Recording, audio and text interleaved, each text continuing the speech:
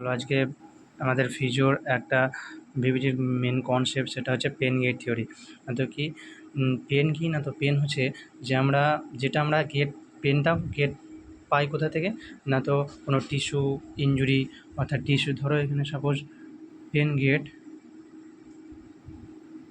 We get from tissue damage or tissue inflammation, এক্ষেত্রে পায় pen. তো এই পেন গেটটা কীভাবে কাজ করে আমরা দেখব। এবার এই যে পেন গেটটা দুটো পাথওয়ের মাধ্যমে আমাদের ক্যারি করে। একটা হচ্ছে অ্যাসেন্ডিং পাথওয়ে, যেটা পেনটাকে নিয়ে যায় কোথায়, পেনটাকে নিয়ে যায় ব্রেনের মধ্যে, সেরেব্রামের মধ্যে। আর একটা হচ্ছে ডিসেন্ডিং পাথওয়ে মানে হচ্ছে যে সেটা ব্রেন থেকে বা সেরেব্রাম থেকে পেনটাকে আমাদের কোথায় নিয়ে আসে, স্পাইনাল কর্ড থ্রু, অর্থাৎ যে জায়গায় পেন হয় সেই জায়গাতে নিয়ে আসে রিসেপ্টর।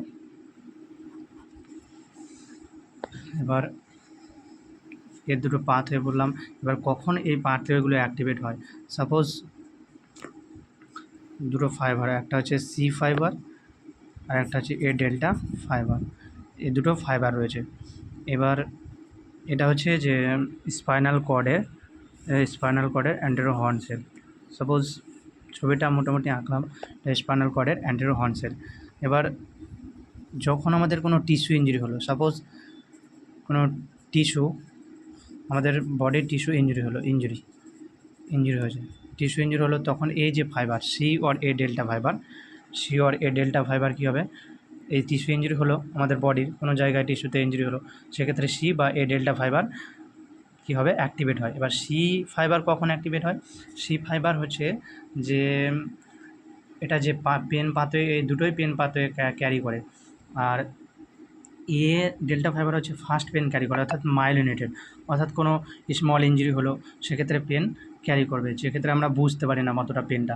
আর সি ডেল্টা ফাইবার কি, অর্থাৎ নন মাইলিনেটেড, মানে সে জায়গায় পেনটা ধীরে ধীরে পেনটা ক্যারি করে, সেক্ষেত্রে আমরা বুঝতে পারি, অর্থাৎ কোনো লার্জ টিস্যু ইঞ্জুরি হলো সেক্ষেত্রে। এবার চলো কীভাবে মেকানিজম অ্যাকশান কাজ করে কীভাবে না, তো এই যে পেন পাথওয়েটা, টিস্যু ইঞ্জুরি হলো, দেন অ্যাক্টিভেট হলো এই পাথওয়ে যে কোনো একটা, দেন কী হয়, এরা স্পাইনাল কর্ডে যায়, স্পাইনাল কর্ডের কোথায়, অ্যান্টেরো হর্ন সেলে, এবং এখানে কি রিলিজ করে, সাবস্ট্যান্সেস পি। এবার সাবস্ট্যান্সেস পি কী করে, এই যে পেন পাথওয়েটা, অর্থাৎ এই যে পেন, সেটাকে আগে নিয়ে যেতে সাহায্য করে। তারপর কোথায় যায়, স্পাইনাল কর্ড থ্রু কোথায় যায় না, তো আমাদের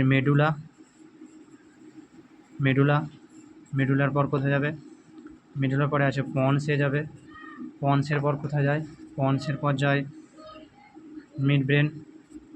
মিড ব্রেনের পর যায় থ্যালামাস, দেন যাবে সেরেবেলাম। এবার এটা কি হয়, এটা তো পেন গেল ব্রেনের মধ্যে, এবার আবার ডিসেন্ডিং পাথওয়ের মাধ্যমে স্পাইনাল কর্ড থ্রু আসে, দিয়ে আমরা পেন গেট পাই।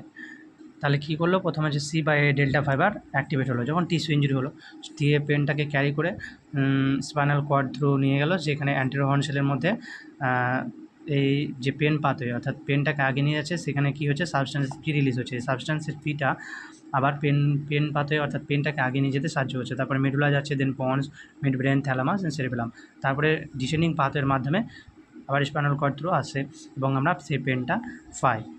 এছাড়াও আর একটা মেকানো রিসেপ্টর রয়েছে, এবি মেকানো রিসেপ্টর। এই রিসেপ্টর কখন অ্যাক্টিভেট হয়, এটা ন্যাচারালি অ্যাক্টিভেট হয়, অর্থাৎ ধরো সাপোজ আমাদের কোথাও ব্যথা হচ্ছে, তখন আমরা ট্যাপিং করি, সেক্ষেত্রে এবি মেকানো রিসেপ্টর অ্যাক্টিভেট হয়। দেন সিএম এ কী করে, এর সাবস্ট্যান্সের স্পিডটা রিলিজ হতে বাধা, অর্থাৎ ব্লক করে দেয় ন্যাচারালি। তার ফলে কী হয়, পেন পাথওয়েটা আগে নিয়ে যায় না, অর্থাৎ এই পাথওয়ের মধ্যে যায় না, দেন না পেন পাথে সেরিবেলাম বা সেন্ট্রাল নার্ভাস সিস্টেমে যদি না যায় তার ফলে কীভাবে আসবে, এই জন্য আমরা পেনটা পাই না। এবার কি টেন্স কীভাবে এক্ষেত্রে কাজ করে, অর্থাৎ টেন্স মানে হচ্ছে যে আমাদের টেন্স হচ্ছে ট্রান্সকিউটেনিয়াস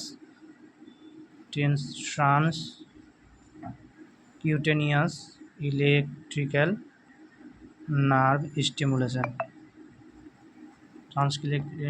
ট্রান্সকিউটেনিয়াস ইলেকট্রিক্যাল নার্ভ স্টিমুলেশন। এই টেন্স যেটা রয়েছে এটা হচ্ছে আমাদের যে কখন ব্যবহার করা হয় লো পেন অর্থাৎ নার্ভ স্টিমুলেশনের ক্ষেত্রে। এই ক্ষেত্রে টেন্সটা কী করে, এই যে পাথওয়ে সেটাকে ব্লক করে দেয়, ব্লক করে সাবস্টেন্সের পি রিলিজ হতে যায় না, তার ফলে পেন আগে যায় না, তারপরে আমরা not get pain from any tissue injury, এটাকেই টেন্স কাজ করে এভাবে। Thank you.